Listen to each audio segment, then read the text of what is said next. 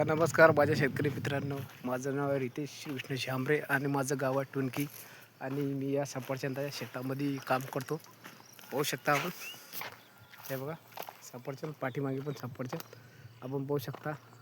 आणि मी चाललो त्या धुऱ्यावरती आणि हे बघा अशा प्रकारे सफरचंद झालेले. हो तू एका दादा खेप ट्रॅक्टर बंद पडते हा खरे अरे आता हे पडला बंद, ट्रॅक्टर बंद पडला ट्रॅक्टर.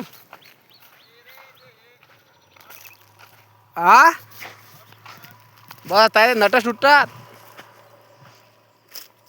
10 घेत नट सुटले, 10 फटेले काल दी.